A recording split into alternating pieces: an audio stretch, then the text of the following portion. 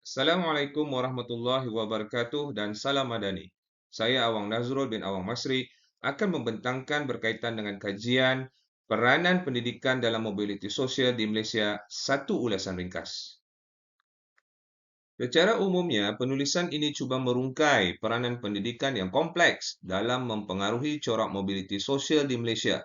Metodologi yang digunakan adalah kajian kepustakaan dan analisis dokumen yang diperoleh dari sumber sekunder, iaitu buku, jurnal, dan laporan penyelidikan.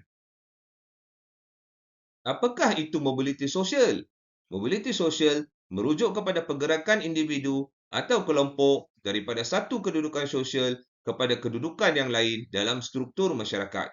Rohana Yusof membagikan mobiliti sosial kepada 4 bahagian: mobiliti mendatar, mobiliti menegak, mobiliti dalam satu generasi, dan mobiliti antara generasi. Sejak merdeka, Malaysia telah meletakkan pendidikan sebagai teras utama dalam agenda pembangunan negara. Kajian literatur di Malaysia secara konsisten menyokong peranan penting ini. Timbul kebimbangan bahawa keberkesanan pendidikan sebagai ejen mobiliti mungkin dihadkan oleh faktor-faktor struktur.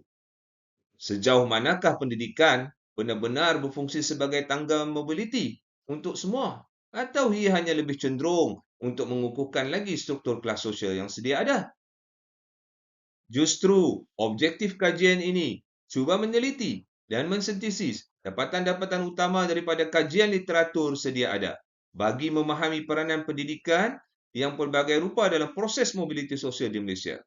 Kemudian, membincangkan bagaimana pendidikan bertindak sebagai pemangkin mobiliti. Dan yang terakhir, cuba meneroka faktor-faktor yang menghadkan keberkesanannya sebagai alat penyamaan sosial. Metodologi kajian menggunakan ulasan kualitatif yang menggunakan kajian kepustakaan dan analisis dokumen yang diperoleh dari sumber sekunder, iaitu buku, jurnal, dan laporan penyelidikan. Fokus utama diberikan kepada artikel-artikel jurnal berwasit dan laporan penyelidikan yang membincangkan tentang pendidikan serta mobiliti sosial dalam konteks Malaysia. Pemilihan sumber dibuat secara bertujuan yang merangkumi kepelbagaian komuniti. Analisis data dilaksanakan secara tematik. Dapatan dan perbincangan kajian dibahagikan kepada 4 bahagian: pendidikan sebagai ejen mobiliti, interaksi moda budaya dan pendidikan, persepsi pelajar, dan halangan struktur. Pendidikan sebagai ejen mobiliti antara generasi dalam model Felda. Pendidikan ini menjadi tiket untuk mencapai mobiliti menegak. Dengan kelayakan akademik, majoriti generasi kedua berhijrah keluar dari rancangan Felda untuk bekerja di sektor awam dan swasta. Kajian pendidikan ini menyebabkan penghijrahan keluar golongan muda yang berpotensi mengakibatkan brain drain, iaitu hijrah cendekiawan di peringkat komuniti. Interaksi modul budaya dan pendidikan dalam komuniti tradisional. Kajian Azrina Abdullah dan Atika Hamdan 2017 terhadap Pekebun Kecil Getah Risda di Alu Gajah Melaka memperkenalkan konsep muda budaya sebagai faktor pemangkin yang penting. Kajian ini mendapati bahawa komuniti pekebun kecil ini memiliki model budaya yang positif seperti sikap rajin. Apabila digabungkan dengan peluang pendidikan, ia menghasilkan satu sinergi yang berkesan. Dapatan ini selari dengan kajian terhadap komuniti pesisir pantai dan komuniti Iban. Dalam kedua-dua komuniti ini, pendidikan telah mengubah sistem nilai dan aspirasi. Persepsi pelajar terhadap peranan pendidikan. Kajian oleh Ong Puati et al. 2017 memberikan perspektif bottom-up dengan meninjau pandangan pelajar sekolah rendah dan sekolah menengah di 4 negeri. Mereka percaya pendidikan dapat membantu meningkatkan ilmu, mencapai cita-cita, mendapatkan pekerjaan yang lebih baik, dan memperbaiki kedudukan kelas. Halangan struktur sebagai pengehat mutlak mobiliti. Kajian oleh Afifah 2023 di Pusat Pembelajaran Alternatif PPA untuk kanak-kanak tanpa kewarganegaraan di Pulau Mabur, Sabah memberikan contoh yang paling jelas dan menyedihkan.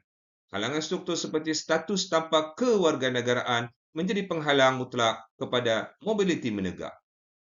Kesimpulan, pendidikan di Malaysia memainkan peranan yang dui makna dan bergantung kepada konteks dalam proses mobiliti sosial.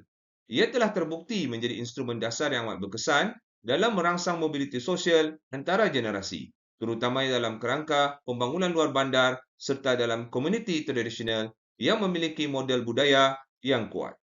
Namun, di pihak yang lain, potensi penuh pendidikan hanya dapat direalisasikan apabila ia beroperasi dalam persekitaran yang menyokong. Apabila wujud halangan-halangan struktur yang tegar seperti status kewarganegaraan atau jurang pembangunan yang melampau, keberkesanan pendidikan menjadi terbantut. Berikut ialah cadangan yang saya berikan.